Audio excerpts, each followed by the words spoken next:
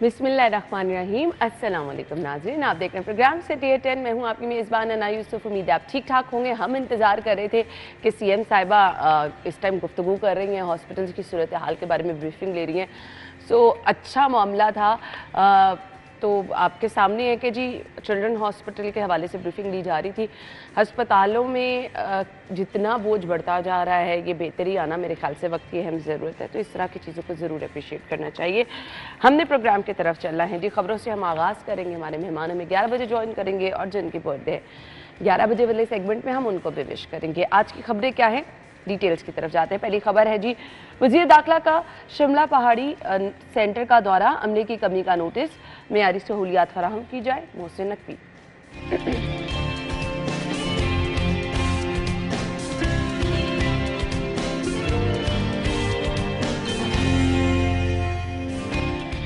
1300 से ज़ायद सारिफिन के कनेक्शन इल्तवा का शिकार, लेस्को में नेट मीटरिंग प्रोजेक्ट नाकाम होने का खदशा। सूबाई वज़राए सेहत की ज़ेर सदारत अहम इजलास, डायबिटीज़ हेपेटाइटिस के मरीजों की स्क्रीनिंग का रिकॉर्ड किया। और गैर कानूनी स्टॉल होल्डर्स से भत्ता वसूली, शहर में तजावुज़ात की भरमार।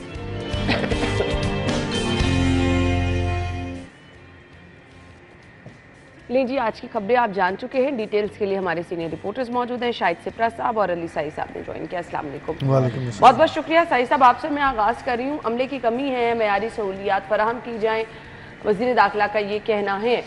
अच्छा जी, शिमला पहाड़ी ऑफिस जब कभी भी जाना हुआ है, मुझे नहीं याद पड़ता कि कभी मैं एक दफ़ा तो 2-3 बजे के टाइम पे भी रात को गई थी।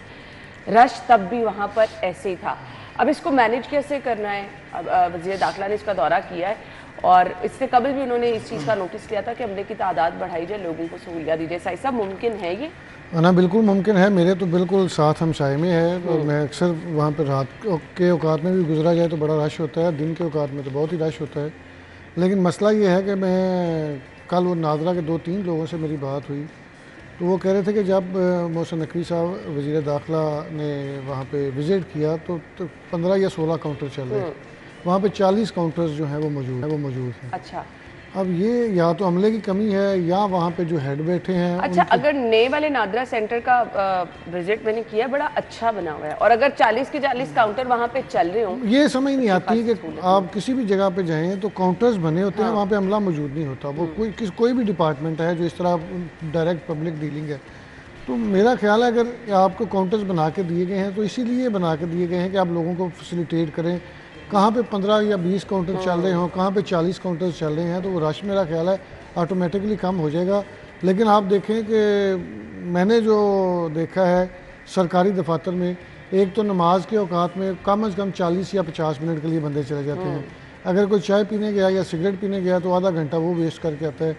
वो देखते नहीं कि लोग उनके लिए इंतज़ार कर रहे हैं, वो बेचारे आगे भी किसी काम पे जाना होता है। वाले काम है कि 10 मिनट अगर आप रुके, पासपोर्ट दफातर और नादरा के जितने भी दफातर हैं, 10 मिनट का काम रुकने का मतलब है पीछे एक लंबी और फिर एक जो क्यूमेटिक सिस्टम है वो आपका सारा डिस्टर्ब हो जाता है। बीच में से जो 15 काउंटर चल भी रहे होते हैं ना, उनमें से भी 2-3 लोग जो हैं, कोई चाय पीने चला जाता है, कोई सिगरेट पीने चला जाता है, कोई छोटी मोटी ब्रेक लेने चला जाता है। तो वहाँ पर जब मोहसिन नकवी साहब गए तो लोगों ने शिकायत के अंबार लगा दिया। उन्होंने कहा जी हमें आपसे बड़ी उम्मीदें हैं, आपने पहले पंजाब में बड़ा काम किया है।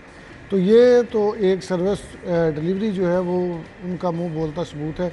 मेरा ख्याल है इसमें बहुत बेहतरी आएगी। और वो जो नादरा के लोग हैं वो कह रहे थे कि वो तो वैसे बड़े डरे हुए थे। मैंने कहा जी आप काम करें, मेरा नहीं ख्याल वो किसी को इस तरह सस्पेंड करते हैं या इस तरह के एक्शन लेते हैं। मैंने कहा लेकिन वो चीज़ों को बिल्कुल स्ट्रीमलाइन ज़रूर करते हैं, वो आपको प्यार से करेंगे। अगर आप प्यार से नहीं मानेंगे तो फिर सख्ती तो हर जगह पर होती है, लेकिन ये शहरियों के लिए बहुत बड़ा मसला है। अच्छा, वैसे हम अपने बचपन से ही देख रहे हैं नादरा दफातर में भी यही लाइनें, और शायद सिप्रा साहब पासपोर्ट दफातर में भी यही लाइनें हैं, तो ये मैनेज क्यों नहीं होता काम?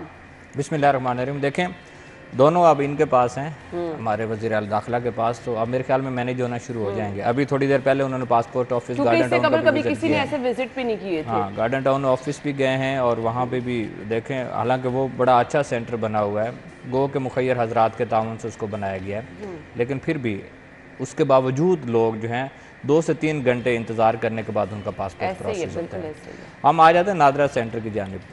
नादरा ऐसा डिपार्टमेंट है जहाँ पर अगर बच्चा पैदा हुआ है उसने भी जाना है, बुजुर्ग है तो उसने भी जाना है, नौजवान है उसने भी जाना है, उसने अगर बे फॉर्म बनवाना है तो वो भी जाएगा, अगर उसका कौमी शनाख्ती कार्ड बनाने की एज आ गई लोग अपने आईडी कार्ड की तस्दीक के लिए जाते हैं। इवन अगर खुदा ना खास्ता इदारे फानी से कोई कूच कर गया तो उसको भी वहीं से जाके उसका डाटा फैमिली ट्री लेने के लिए, फैमिली ट्री लेने के लिए आपने कहीं यूरोप या दीगर ममालिक की तरफ जाना है, ट्रैवल करना है तो आपको सारी रजिस्ट्रेशन सारी चीज़ें देखें। कौमी शहरियत जो है वो आपको इसी सेंटर की बुनियाद पर मिलनी है, और उसके बाद आपके स्टडी देख लें वो भी इसी पे चलनी है, उसके बाद आपकी कारोबार है, कोई नौकरी है, कोई मुलाजमत है, वो भी इसी बुनियाद पे जायदाद है, अराजी है, उसकी तकसीम है, ट्रांसफ़र है, जो भी है वो इसी पे बुनियाद कर रही है।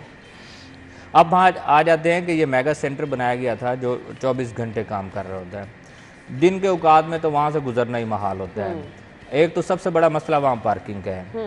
लाहौर पार्किंग कंपनी को आपने बिठाया हुआ है, लेकिन मेन शाहराह उन्होंने ब्लॉक की हुई है। उसकी आड़ में वहाँ तजावज़ात जो बन चुकी हैं वो आपके उस दफ्तर का जो हुस्न है इसको पहले ही वो गवा देती हैं, वो ख़त्म कर देती हैं। वो पार्किंग की वजह से तजावज़ात वैसे भी नज़र नहीं आती। उसके बाद अंदर चले गए, जिस तरह से सब जिक्र कर रहे हैं कि 40 काउंटर्स अगर कायम किए गए हैं, आपको हमें सबको इत्तफाक हुआ है, गो कि हम किसी ताल्लुक़ से गए या किसी रेफरेंस से गए, लेकिन 4 से 5 मिनट से ज़ायद वक्त नहीं लगता आपको कोई भी डॉक्यूमेंट बनवाना है। जब मैंने अपने बच्चों के बे फॉर्म बनवाए उस वक्त भी मैं गया, उसके बाद जब मेरा मैरिटस स्टेटस चेंज होना था मैं उस वक्त भी गया। ये सारी चीज़ें करने के लिए बात करने का मकसद ये है कि 5 से 6 मिनट का जो प्रोसेस है उसके लिए कल शहरियों को मैंने सुना कि वो आप कोई 2 घंटे के लिए खड़ा है, किसी को 3 घंटे गुजर गए टोकन लेकर, तो फिर तो बराह रास्त जिम्मेदारी वहाँ की जो इंतजामिया है उन पर आयद होती है। आपको 24/7 सहूलत में जी मुयसर है, 24 घंटे ये मेगा सेंटर आपका चल रहा होता है। इसमें कहीं पे बंदिश नहीं है, 3 शिफ्टों में लोग जो है वो काम कर रहे होते हैं, उन्होंने काम करना होता है। अब कल जो वहाँ पे जिस चीज़ की निशानदेही हुई है वो हर दफ्तर में होती है कि स्टाफ की किल्लत है, उसकी वजह से काउंटर्स कायम नहीं। देखें 16 काउंटर्स चल रहे थे तो बाकी जो बंद थे 24 के करीब, इसका मतलब है कि आप 30% काम कर रहे थे, बाकी आपका तो काम ही नहीं, 70% तो काम ही नहीं हो रहा था। तो फिर उसका क्या नुकसान होना था? शहरियों का नुकसान होना था। आपके इलाकाई जो नादरा ऑफिस है वहाँ तो वैसे ही बुरे हालात होते हैं ना। मेरे ख्याल में गुंजान आबाद इलाके में शहर के अंदर एक इस तरह का मेगा सेंटर बन गया है। एक हमें इस तरफ रायवन रोड या जो जहाँ पे हमारा अब शहर फैल रहा है, अगर इस तरफ भी इसी तरह का कोई बन जाएगा मेगा सेंटर तो लोग उस तरफ भी चले जाएंगे। मुझे लगता वहाँ से आते हैं कि वो लेकिन वो तो आप ठीक कह रहे हैं, वहाँ पे भी सेंटर बना के ऐसे सारे काउंटर खाली रहेंगे तो फिर क्या नहीं। देखें वो स्टाफ की किल्लत पूरा करना गवर्नमेंट का काम है। अब देखिएगा इन्वेस्टिगेशन हो, अगर 40 काउंटर थे उन पर लोग काम नहीं कर रहे थे तो इसकी थोड़ी तहकीकात की जाए। तो जो साई साहब जिक्र कर रहे हैं कि चाय का टाइम और खाने पीने का टाइम और सिगरेट का टाइम, रोक नहीं रहे हम किसी को कि चाय पिए या सिगरेट ना पिए, ये उनका अपना ज़ाती फेल है, वो जो मर्जी करें, लेकिन जो उनकी बुनियादी जिम्मेदारी है जिसके लिए गवर्नमेंट ऑफ पाकिस्तान ने उनको रखा हुआ है, अगर उस जिम्मेदारी का एहसास करके नहीं देखें शिप्रा साहब, हम जब घर में नमाज पढ़ते हैं तो मैक्सिमम 10-15 मिनट में हमारी नमाज खत्म हो जाती है। आप देखें सरकारी मुलाजमीन नमाज पढ़ने जाते हैं, मैं तो अक्सर दफातर में देखता हूँ 1 घंटे से कम नहीं लगता। वो पता नहीं कौन सी नमाज पढ़ते साथ कौन सी इबादत कर रहे होते हैं, वो मस्जिद के बाहर खड़े और गप्पे हाँक रहे होते हैं। सबसे अहम बात जो है वो नादरा सेंटर में एक और चीज़ बड़ी अहम है। मैं ये वज़ीर दाखिला साहब से रिक्वेस्ट करूँगा कि हम जब अपने नादरा सेंटर से ID कार्ड्स बनवा लेते हैं या कोई भी क्वाइल बन जाते हैं, फिर हमें इंतज़ार करना पड़ता है 1-1 माह हमारा कार्ड नहीं आया। उसमें कौन सी ऐसी साइंस है कि आप उसी दफ्तर में, आपका सारा डाटा तो सेंट्रलाइज है ना, आप उस पे फोकस करें। आपने कार्ड्स भी सेंट्रलाइज किए हुए हैं, आप उसी दफ्तर में प्रिंटर दें, वहाँ से वो प्रिंट होकर ले जाए। फिर हम डिपेंडेंट रहते हैं, मैं कोई किसी की सिफारिश करवाता है, कोई किसी की सिफारिश करवाता है कि हमें कार्ड मंगवा दो, उसमें भी करप्शन होती है। मैंने एक्साइज में देखा है कोई ऐसी रीज़न नहीं है कि आपने वो कार्ड का सिस्टम जो है सेंट्रलाइज किया है। लोग बेचारे, उनके अहम तरीन क्वाइफ हैं गाड़ी के या बाइक के, उनको 2-2, 3-3 माह कार्ड नहीं मिलता। किसी का एड्रेस थोड़ा ऊपर नीचे हो जाता है, वो वहाँ पे खज्जल हो रहा है। तो ये जो एक कार्ड्स का सिस्टम है, बजाय इस बात के कि इस्लामाबाद में जाएगा वहाँ पे अप्रूवल होगी, पता नहीं कौन सी उसमें रॉकेट साइंस है, और फिर आपका कार्ड वापस साई साहब बड़े भोले आदमी हैं। साई साहब बात कर रहे हैं बड़े आसानी से। साई साहब रूटीन का प्रोसेस कराएंगे तो मेरे ख्याल में 600-700 फीस है भाई। अर्जेंट वाले जिसको चाहिए होगा वो 2500 देगा। गवर्नमेंट ऑफ पाकिस्तान ने रेवेन्यू जनरेट करना है। आप अगर एक साथ सबको रख देंगे कि इधर से आप प्रोसेस कराएं और इधर से लाइसेंस की तरह उसको प्रिंट करके दे दें तो फिर ये रेवेन्यू कहाँ से आएगा? 500-700 कोई काम करे। बिल्कुल ठीक बात है। पैसे कहाँ से कमाने? अच्छा दूसरी अगर उसका पहलू देखें तो आवाम को सहूलत, आपकी बात की तायीद करने जा रहा हूँ, आपकी बात की तायीद करने जा रहा हूँ। आवाम को फायदा जरूर दें। देखें 700 या 600 है, इससे कोई कंसर्न नहीं। 2500 रखें या उससे जायद भी अगर फास्ट ट्रैक पे ले जाएंगे तो लोग जो अफोर्ड करते हैं उन्होंने जाना ही जाना है, उस पर है। लेकिन इसको अगर दरमियानी कीमत में रख कर आप 4 या 5 दिन में या 2 या 3 दिन में इसको बना लें कि प्रोसेस हो के उनको मिल जाए प्रिंट। लोग ज्यादा पैसे देते हैं। आपकी बात से एग्री करती हूं। जब तक सेंट्रलाइज रहेगा ये आप 2 दिन का टाइम दें, 10 दिन का टाइम दें, ये पॉसिबल नहीं कि बर वक्त लोगों तक पहुंचे। आप इस तरह कर लें कि किसी का अगर वो नॉर्मल फीस में बनवा रहा है उसको कहीं 5 दिन बाद आके यहाँ से प्रिंट होगा आपके लाइनों में लगने की अजियत जो है ना वो लोगों की खत्म हो जाएगी। तो मेरे ख्याल से ये 100-200 रुपए वाला फर्क जो है इससे लोगों को इतना फर्क नहीं पड़ता। अलबत्ता सेंटर बढ़ाने से ज़्यादा बेहतर है वहाँ के जो 40 काउंटर अगर आप उनको ही ऑपरेशनल कर दे तो बहुत हद तक लोगों की मुश्किलात तब भी हल हो जाएंगी। ब्रेक के बाद आपको ज्वाइन करेंगे, हमारे साथ रहिएगा।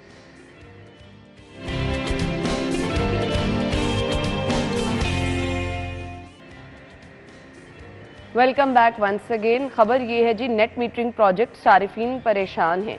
बिजली मीटरों के लिए तवील इंतजार है। 4 करोड़ 75 लाख रुपए के डिमांड नोटिस जमा होने के बावजूद लेस्को की नाकिस हिकमत अमली से सारिफीन को 2 माह बाद भी बाई डायरेक्शनल मीटर फराहम नहीं हो सके। लोग खासे परेशान हैं।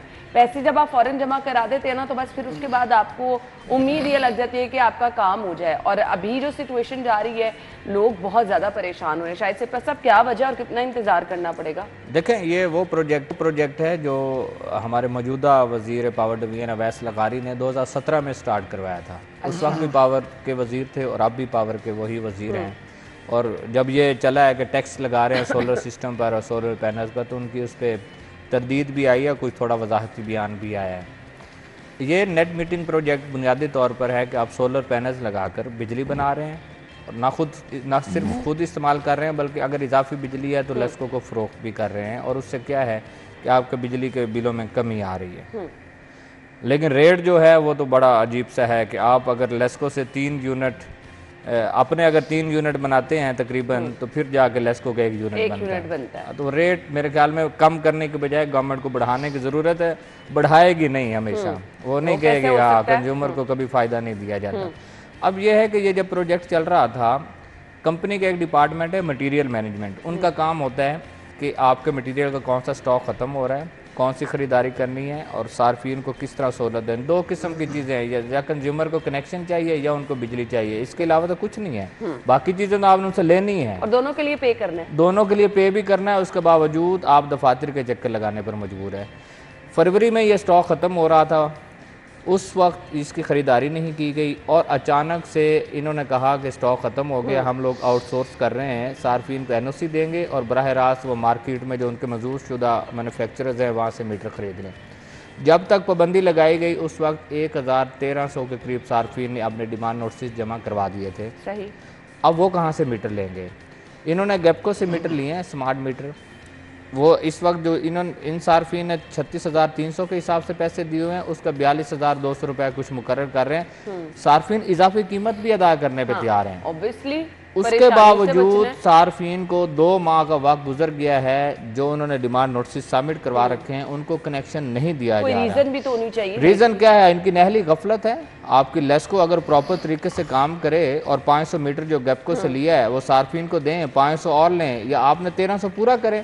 एक दफा माजी में भी ऐसा हुआ था कि स्टॉक खत्म हुआ था, सार्फिन ने डिमांड नोटिस सबमिट करवाए, आज तक ना रिफंड हुआ ना लेस्को ने उनको कनेक्शन दिया। और अब भी यही सोच कहा जा रहा है कि ये जो करोड़ों रुपए हैं ये सार्फिन के डूब जाएंगे।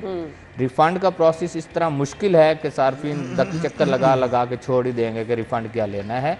मेरे ख्याल में अगर हुकूमती सतह पे ऐसा प्रोजेक्ट जिसको वो आगे टीवी चैनल्स पर हमारे पावर के वजीर और हुकूमत भी कह रही है कि हमने ये प्रोजेक्ट शुरू किया था, तो उसको अब कंपनीज को भी ऑन करना चाहिए। अगर वो ऑन करेंगे तो सार्फिन को सहूलत मिलेगी। सार्फिन सस्ती बिजली बना लेंगे, लेकिन ये ऐसा प्रोजेक्ट है जिसको नाकाम करने की कोशिश की जा रही है। अब सीज़न है ना, अब गर्मी है, धूप है, ऐसे में जनरेशन आपकी 100% पे चली जाएगी। लोग चाह रहे हैं कि वो बिजली बनाएं सोलर्स लगा के, लेकिन एक तरफ लेस्को जो है उसको हमेशा आगे रुकावट बन रही है, जिसकी वजह से मुश्किल उनकी हौसला शिकनी की जा रही है। तो सिपरा साहब जिस तरह कह रहे हैं कि 4 करोड़ 75 लाख रुपए जो हैं वो डिमांड नोटिस के डूब जाएंगे, यहाँ पे अरबों रुपए डूब गए हैं। आप देखें एक्साइज में मैंने देखा है कि तकरीबन 3 से 4 अरब रुपया जो है वो नंबर प्लेट्स की मद में लिया गया है। 30 लाख के करीब जो है वो ज़ेर इल्तवा हैं। अब इन्होंने कॉन्ट्रैक्ट दे दिया कि ओपन मार्केट से जाके अपनी नंबर प्लेट्स बनवा लें। अब वो लोग जिनकी फ़ीस जमा है, पहले वो 1300 रुपये थी, फिर 2000 रुपया हो गई, वो अरबों रुपया जो है मेरा नहीं ख्याल कि लोग एक एक प्लेट लेने जाएंगे, वो ओपन मार्केट से बनवा लेंगे। तो जिस तरह आप कह रही थी कि हम फ़ीस जमा करवा के इस बात की उम्मीद लगा के बैठे होते हैं कि हमें वो चीज़ मिल जाएगी, मेरा नहीं ख्याल इस तरह होता है। आप फ़ीस जमा करवाने के बाद फिर वो बंदा ढूंढ रहे होते हैं जो आपको मज़ीद वो रिश्वत की सूरत में लोगों को पैसे दे के सरकारी मुलाजमिन को कोई भी चीज़ लेनी है। आप पासपोर्ट के दफ्तर की बात कर लें, एक्साइज़ के दफ्तर की बात कर लें, पुलिस के दफ्तर की बात कर लें, आप ये मीटर्स के हवाले से बात कर लें। ये सिपरा साहब इस चीज़ को बड़ी अच्छी तरह से जानते हैं कि आप डिमांड नोटिस जमा करा दें, आप तमाम जो है फॉर्मेलिटीज़ पूरी कर दें, फिर जब आपने मीटर लेने जाना है तो उसके लिए भी आपको 5-10 हज़ार रुपया इजाफी चाहिए होता है, वो भी आपके साथ सिफारिश हो। तो अजीब से मसाइल हैं। यहाँ पे गवर्नमेंट को चाहिए कि चीज़ें स्ट्रीमलाइन करे। आप अगर लोगों से पैसे लेते हैं तो उसके बदल में चीज़ें उनको फ्राहम करें, बजाय इस बात के कि आप पैसे नहीं जी, यहाँ पे आप तो एक और उल्टी चीज़ गंगा है, बहती है, आपने इनके पैसे देने हैं ना, तो आपका नाम वो CRO में भी आ जाएगा, आपके पे FIR भी हो जाएगी जी 5000 रुपया देना, 3000 रुपया देना।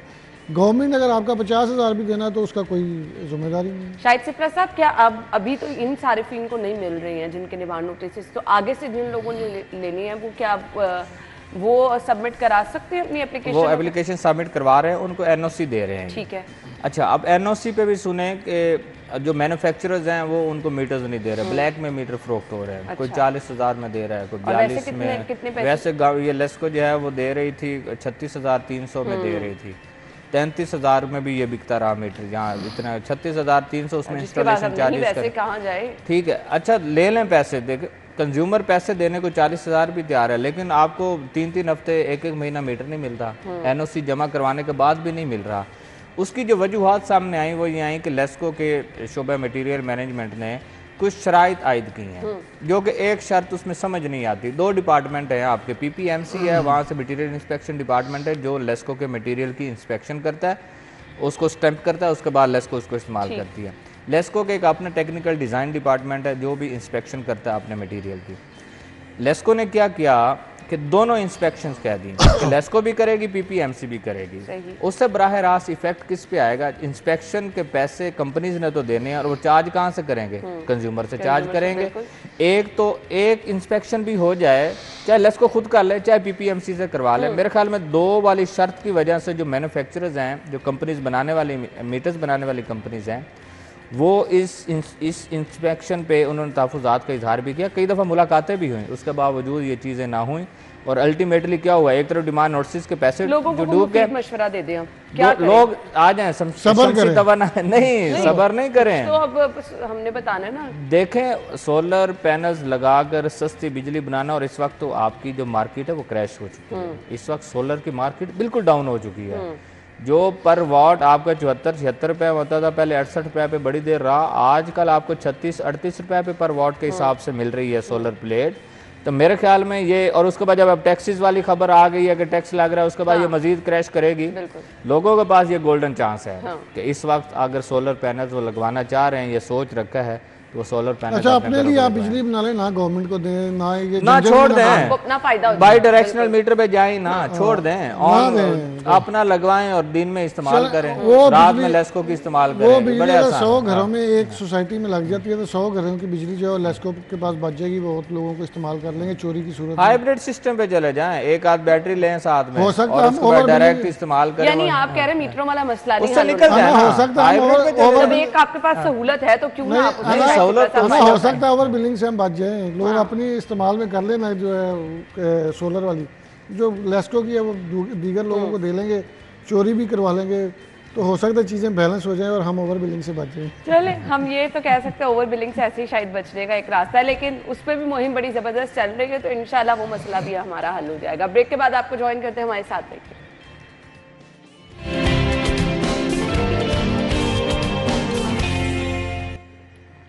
Welcome back. अद्वियात की किल्लत का मसला आपके साथ हमने आई थिंक सैटरडे को डिस्कस किया था।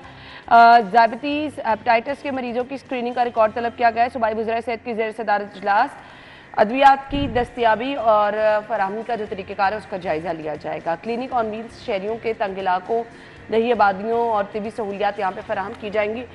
मेरे ख्याल से अच्छा प्रोजेक्ट है, लेकिन इस तरह के प्रोजेक्ट्स जो होते हैं उनको आपने किस तरह लेके चलना है? इतनी बड़ी आबादी में आप इसको इम्प्लीमेंट कैसे कराएंगे? अद्वियात लोगों को मिल नहीं रही, मुफ्त स्क्रीनिंग की तरफ आ रहे साई साहब।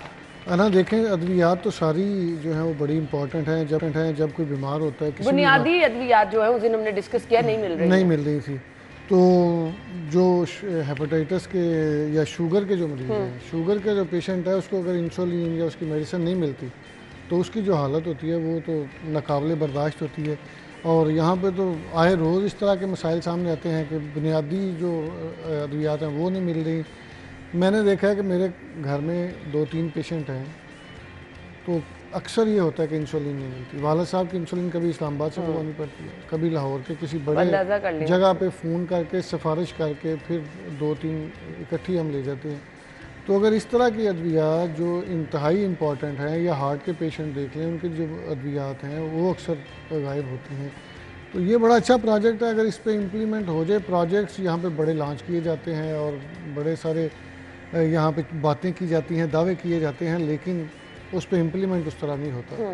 ख्वाजा इमरान नज़ीर साहब की सलाहियतों के हम मुतरफ़ हैं। ख्वाजा सलमान रफ़ीक साहब भी बड़ा अच्छा काम कर रहे हैं और हमने देखा है कि हेल्थ के साथ पिछले कई सालों से अटैच हैं। लेकिन उनको ये ज़रूर देखना चाहिए, फिर वही बात आ जाएगी कि हम चूँकि मोहसिन नकवी साहब के साथ काम कर रहे हैं पिछले कई सालों से, वो 1 साल का जो टर्न्योर है ना उसको देख लें, उसमें किस तरह हेल्थ पे काम किया गया। कभी आपने ये खबर डिस्कस की हो कि फ़लाँ चीज़ की कमी हुई है, फ़लाँ चीज़ की कमी हुई है।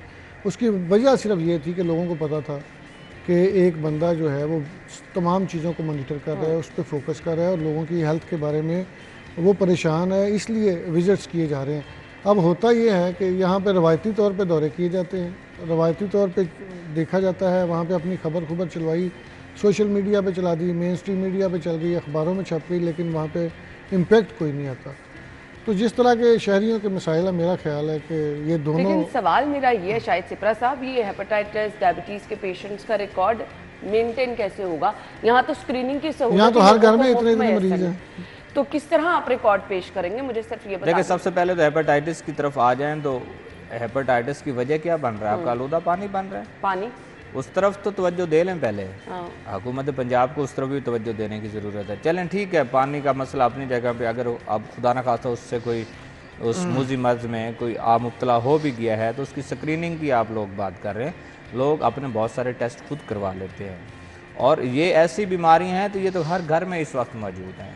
चाहे आप नौजवानों में देख लें, आप बुज़ुर्गों में तो आम तौर पे बच्चों में ये शुगर जो है, ये तो आप टेस्ट करवाएं तो कहीं ना कहीं जो है, हमारे जैसे लोग तो डर से टेस्ट भी नहीं करवाते। मैं तो फिर भी कभी कभी करवा लेता हूँ, लेकिन बहुत सारे लोग हैं जो शुगर टेस्ट नहीं करवाते, हालांकि करवाने चाहिए। इसमें तो कोई पता चलना चाहिए कि क्या चल रहा है। हाँ, यूरिक एसिड का मैंने कभी नहीं करवाया क्योंकि वो हमें पता है कि वो हमेशा ही बढ़ता है, बड़ा हुआ है उसकी अल्लाह वारिस है।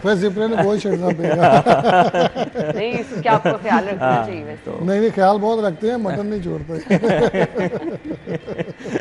अच्छा, अब हम आ जाते हैं कि जिन वुज़रा की बात हो रही है, माजी में अगर इनके कामों को देखा जाए, हेल्थ के हवाले से इनकी काविशों आज भी सीएम साहिबा के साथ दोनों मीटिंग में मौजूद, वो तो उनके वो जाहिर है हेल्थ की अगर मीटिंग हो रही है तो शायद चिल्ड्रन हॉस्पिटल में उनके साथ ही, तो वो सीएम के साथ उनका जाना था। लेकिन मैं सिर्फ उनके इनफरादी तौर पे भी बात करूं, ये इनको वज़ीर आला साहिबा को साइड पर रख के कि माजी में जो इन्होंने इनफरादी तौर पे दोनों वुज़रा ने जो काम किया वो सबके सामने है।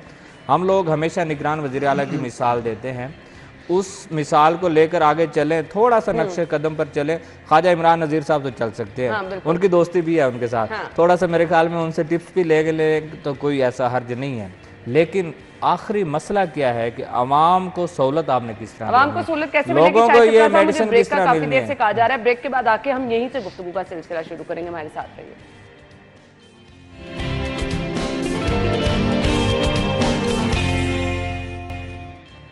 एक बार फिर से खुश आमदीद कहेंगे। अवाम को सहूलियात देने की हम बात कर रहे हैं, तिबी सहूलियात फराहम कैसे की जानी है। ये क्लिनिक ऑन व्हील्स जो है शहरियों के तंग इलाकों में जाएगा और दही आबादियों में तिबी सहूलियात फराहम की जाएंगी। मुमकिन कैसे आवाम को सहूलत की वाली देंगे? यहाँ तो इतने घपले हो जाते हैं। आप अद्वियात देंगे, इसके लिए आपको डॉक्टर्स भी मौजूद होना बहुत ज़रूरी है।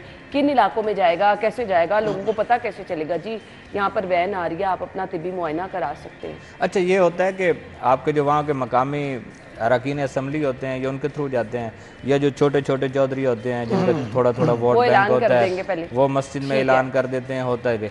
लेकिन मैं इस चीज़ पे नहीं आता कि आप व्हील पे या ट्रक पे या इस तरह की कोई बना लें। ठीक है, हुकूमत को नज़र आता होगा, अच्छा प्रोजेक्ट होगा।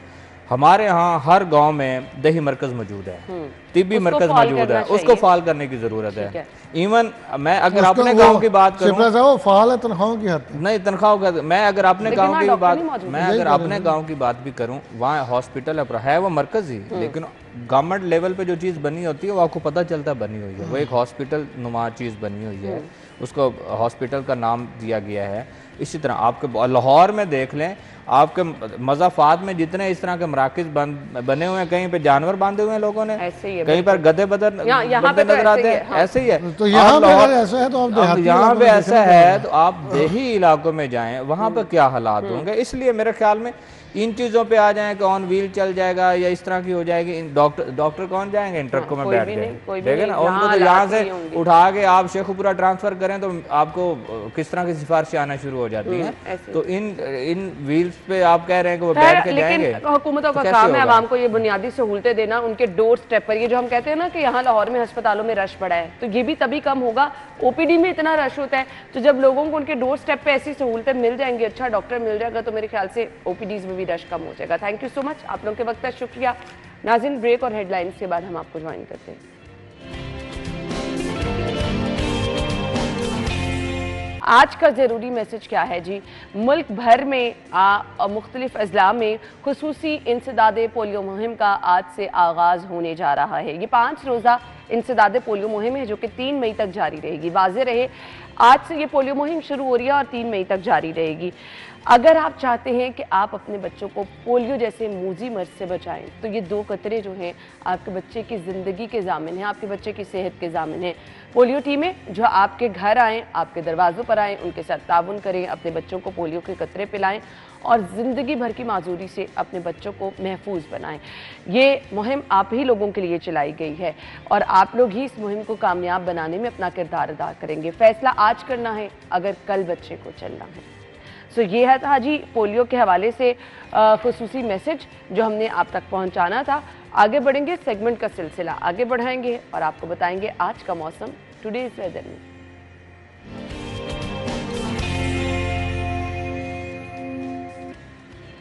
कोमल हमें ज्वाइन कर रही हैं, मौसम की डिटेल्स उनके पास हैं। वैसे तो खुशगवार मौसम है, बारिश के इम्कानात कितने हैं आज दिन भर, वो हम कोमल से जानेंगे। Over to you. शहर लाहौर के मौसम के हवाले से बात करें तो सुबह से हम देख रहे हैं कि आसमान पर जो है वो बादल टुकड़ियों की शक्ल में मौजूद है। लाहौर के मुख्तलिफ इलाकों में रिमझिम का सिलसिला भी जारी है। इस वक्त हम जिलानी पार्क में मौजूद हैं और यहाँ पर हम बहुत ही खूबसूरत से मंजर देख रहे हैं। रंग बिरंगे फूल, पौधे, दरख्त जो हैं वो हवाओं की ओट में झूमते हुए और काफ़ी ज़्यादा जो है वो इंजॉय कर रहे हैं, लाहौरियों को खूबसूरत मंजर पेश कर रहे हैं। इसी के साथ साथ परिंदों की चहचहाहट भी सुनाई दे रही है और हवाओं में झूमते शहरी भी इस मौसम को एंजॉय कर रहे हैं।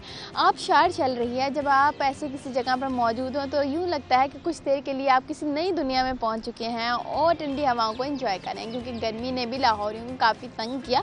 कल भी मौसम बेहतर था और आज भी जो है वो काफ़ी रंगीनियाँ दिखा रहा है। माहिरीन की जानिब से बताया ये जा रहा है कि ना शहर लाहौर में आइंदा 24 घंटों के दौरान बारिश बरसने के इम्कानात मौजूद हैं। बारिश बरसाने वाला सिस्टम जो है वो आज शहर लाहौर से इख्तिताम पजीर हो जाएगा और इसी के साथ साथ ये भी बताया जा रहा है कि अप्रैल जैसे इख्तिताम काफ़ी ठंडक के साथ कर रहा है, उसी तरीके से मई का पहला हफ्ता भी काफ़ी जो है वो बेहतर ही गुजरेगा। तो लाहौरिये जो है वो इस मौसम को एंजॉय करते हुए अपने काम काज की तरफ भी रवां दवा है और साथ ही में जो है वो वर्जिश करते हुए भी नजर ठीक है। शुक्रिया कोमल, आपने खुशगवार मौसम के साथ साथ ये भी हमें खुशखबरी सुना दी है कि मई का पहला हफ्ता भी अच्छा गुजरेगा, खुशगवार गुजरेगा। मौसम की सूरत हाल आपने जानी। ब्रेक के बाद ज्वाइन करते हैं हमारे साथ रहिए।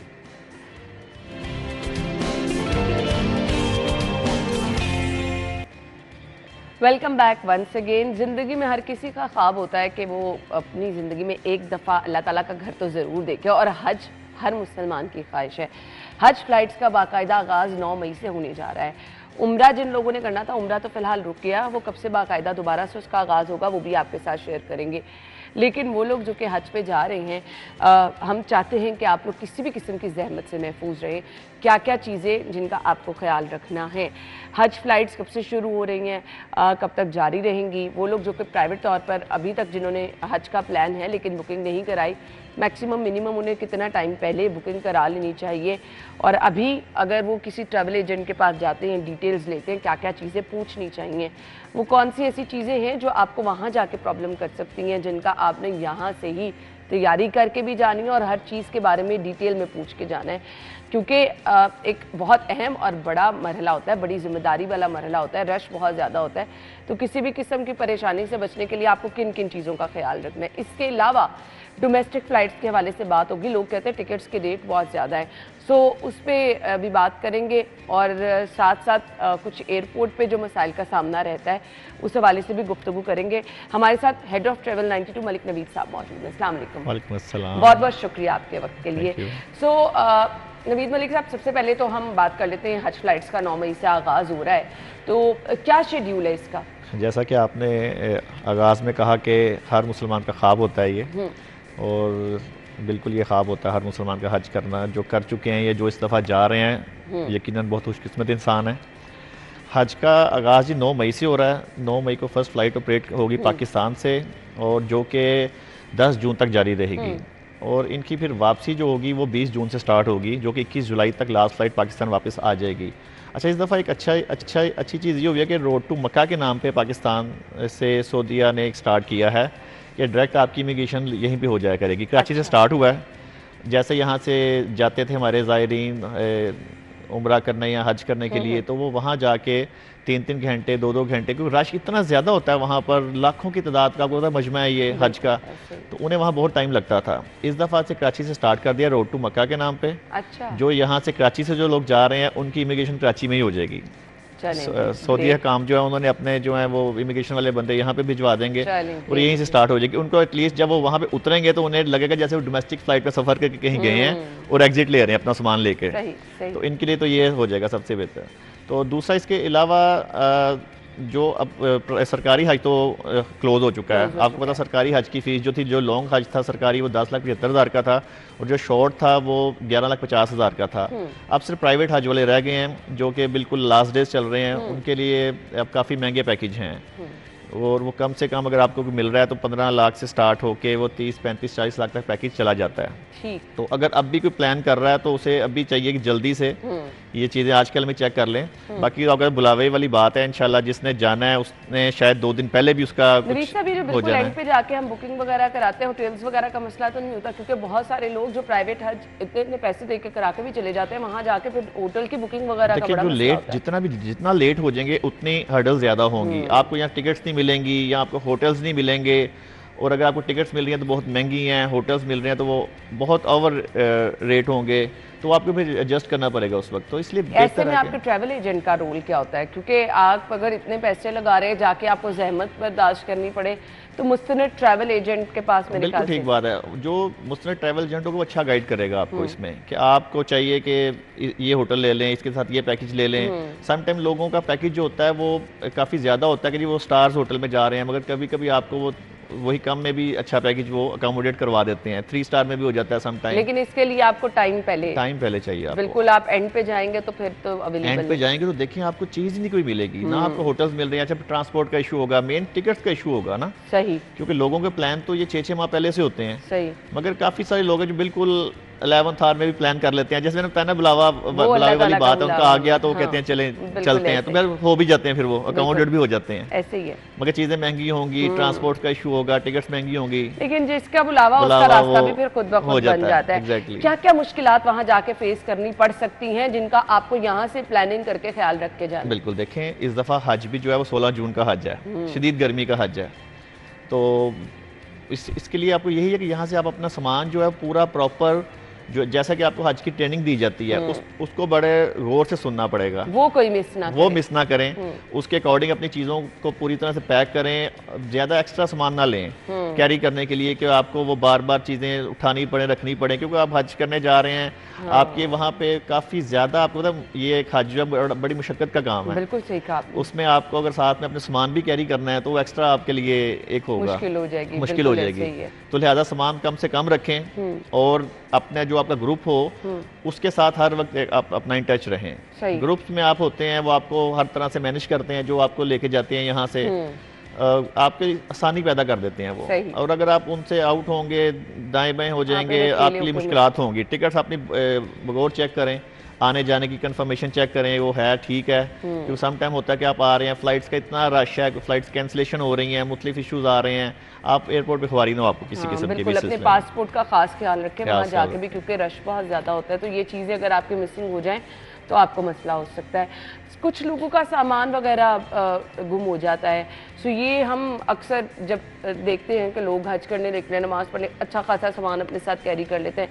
इस रहमत से बचने के लिए भी मेरे ख्याल से आपको जितना सामान कम हो वो कोशिश, वही बेहतर है आपके लिए, वही बेहतर है। देखिए इतना रश है वहाँ पर, इतना सामान आप साथ लेके जाएंगे, सामान मिसप्लेस, मेन जो आपने अपनी हिफाजत करनी है वो अपने पासपोर्ट की करनी है, वो आपने पासपोर्ट आपको बिल्कुल इतना सेव करना है, क्योंकि उसके बाद खुदा ना खास्ता अगर आपका पासपोर्ट मिसप्लेस हो जाता है वहाँ पे मिलना बहुत मुश्किल है, और उसके लिए आपको नया पासपोर्ट बनवाने के लिए जितनी हर्डल्स, जितनी मुश्किलात पेश आती हैं वो तो उस वक्त पता चलता है जाके, जो कि काफ़ी मुश्किल काम हो जाता है। अच्छा, कुछ लोग ख्वाहिशमंद होते हैं कि बच्चों को भी साथ लेके जाएं, तो ये प्रैक्टिस कैसे रहती है? अच्छा, हज में तो बहुत मुश्किल हो जाता है, लोग कोशिश करते हैं कि बच्चों को ना लेके जाएं, क्योंकि हज में खुद उनके लिए भी काफी मुश्किलात होती हैं। एटलीस्ट आपके बच्चे की एज ये हो कि 14-15 साल बिल्कुल, जो आसानी से, जो आपके लिए भी मुश्किल, वो आप पे डिपेंडेंट ना हो। हाँ, अगर आप पे डिपेंडेंट, आप बिल्कुल या उसके साथ आप लगे रहेंगे या खुद आप अपना इबादत करेंगे तो ये मुश्किल हो जाएगी काफी ज्यादा। बिल्कुल ऐसे ही है। हम गुफ्तगू का सिलसिला आगे बढ़ाएंगे। अच्छा जी, नवीद मलिक साहब हमारे साथ मौजूद है, हम गुफ्तगू का सिलसिला जरूर आगे बढ़ाएंगे। डोमेस्टिक फ्लाइट्स के हवाले से बात करनी है, और अगर कोई आप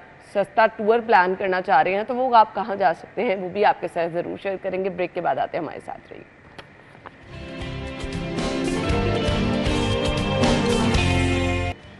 वेलकम बैक वंस अगेन। हमारे साथ नवीद मलिक साहब मौजूद हैं, गुफ्तगू का सिलसिला हम आगे बढ़ाएंगे, और सबसे अहम बात करने वाले हैं हम। बहुत सारे लोग जो हैं डोमेस्टिक फ़्लाइट्स की वजह से भी परेशान रहते हैं कि टिकट्स बहुत ज़्यादा महंगी है, सो इसके लिए अगर आप कुछ चीज़ें प्लान करके कर लें तो मेरे ख्याल से आसान भी हो जाती हैं। ऐसे ही है नवीद साहब? बिल्कुल ऐसे ही है। डोमेस्टिक फ़्लाइट्स हद से ज़्यादा महंगी हैं जी। महंगी का लफ्ज़ भी अब हमें छोटा लगना शुरू हो गया, हद से ज़्यादा महंगी उन्होंने कर दी हुई है। उसकी रीज़न, एक बड़ी मेन रीज़न ये है कि इनके पास जो एयरक्राफ्ट हैं, जितने भी ये डोमेस्टिक पीआई के अलावा जो एयरलाइंस हैं, उनके पास 2-2 या मैक्सिमम 3-3 एयरक्राफ्ट होते हैं। ठीक है। अब इनको इंटरनेशनल रूट भी जो मिल जाते हैं, तो इनका मकसद फिर होता है कि जी हम दुबई चले जाएं, शारजा चले जाएं, जद्दा चले जाएं, रियाद चले जाएं, तो ये डोमेस्टिक में फ़्लाइट्स कम कर देते हैं अपनी, ऑटोमेटिकली प्लेन उधर ये चलाने शुरू कर देते हैं, जिसकी वजह से वो लोड ज़्यादा होता है और फेयर ज़्यादा हो जाते हैं, जिसमें सफ़र करता है एक अपना मिडल मैन जो मुश्किल से जा रहा है किसी वक्त, उसको या कोई इमरजेंसी वाला इंसान, खास तौर पे इमरजेंसी तो में जाना आप बिलीव करें कि लास्ट डेज में टिकट्स जो थी, वन वे टिकट्स लाहौर से कराची की, वो 60,000 की भी थी, एक तरफ की। और लाख सवा लाख में बंदा रिटर्न टिकट लेके आ रहा है। फिर इसमें ये होता है कि एयरलाइंस को कुछ अकोमोडेट करना चाहिए, मगर बिल्कुल ही एयरलाइंस ने भी अपना ग्राफ इतनी स्पीड में नीचे गिराया है।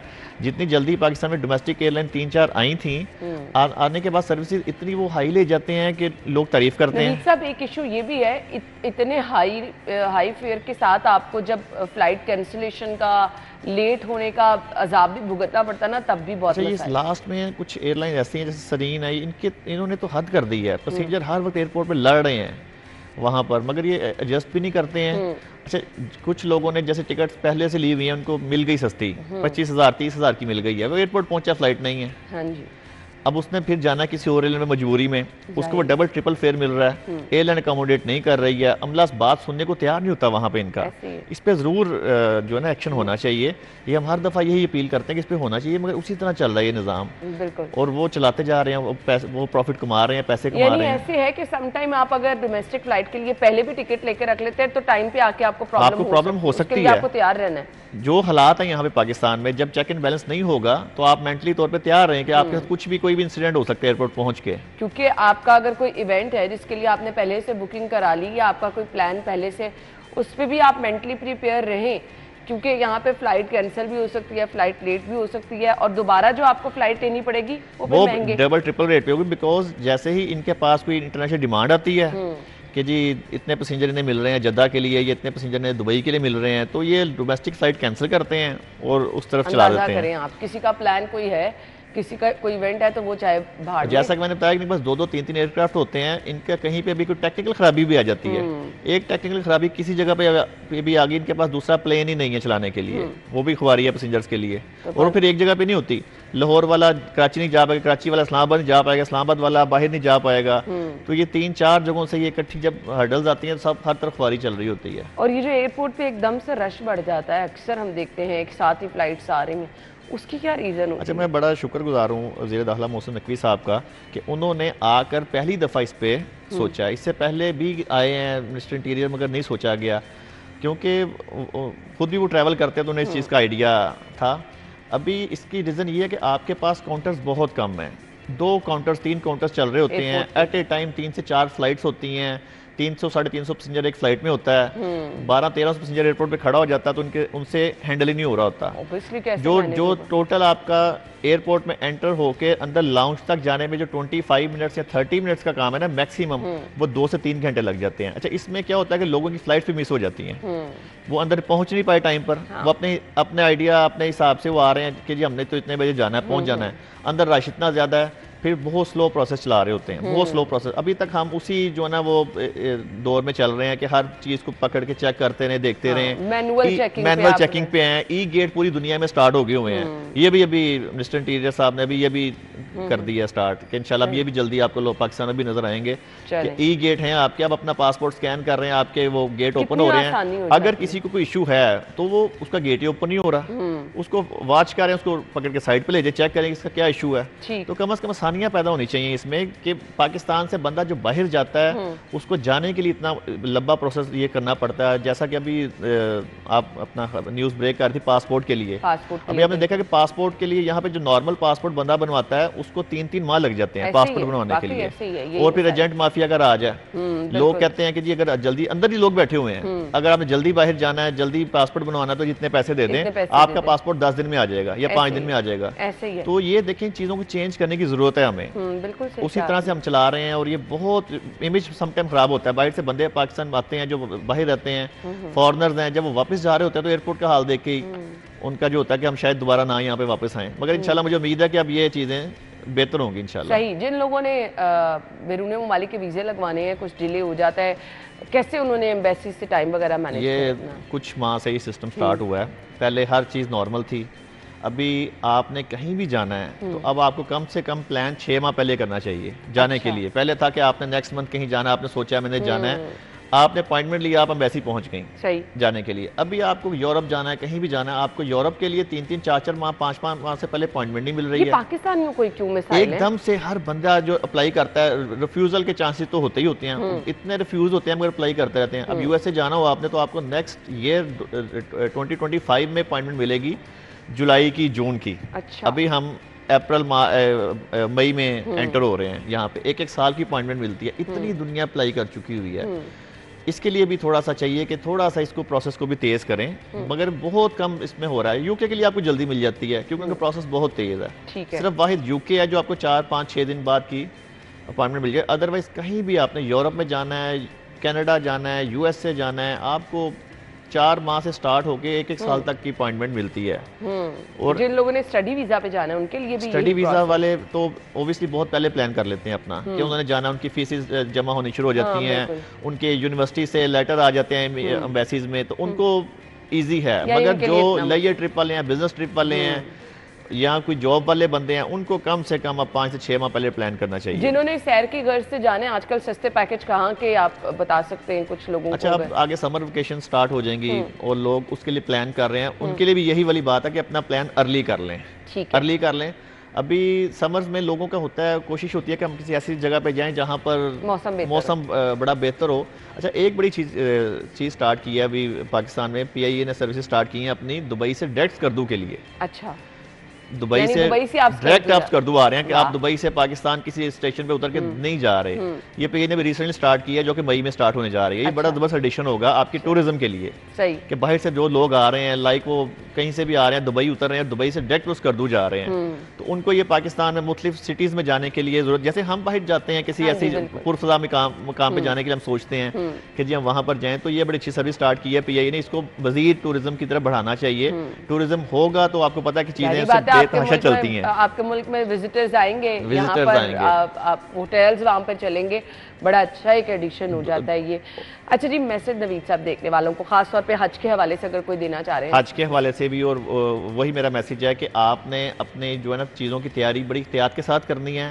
एक्स्ट्रा लगेज ना लेके जाएं, ज़रूरी सामान रखें और हदायत पे अमल करें जो आपको हज की ट्रेनिंग देते हुए आप ट्रेनिंग सेशन तो प्लीज कोई मिस ना करें। वो लोग जो कि मैं तो यही सजेस्ट करूंगी, दूसरी दफा भी हज पे जा रहे हैं, ट्रेनिंग सेशन वो भी अपना ज़रूर ले।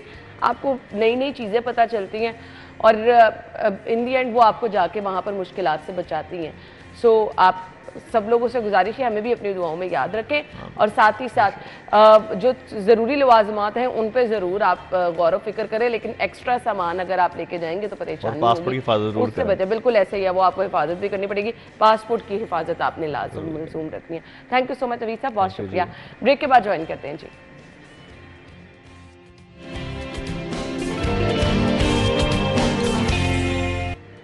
Welcome back. सेगमेंट्स का सिलसिला आगे बढ़ाएंगे, शामिल करेंगे आज के भाव।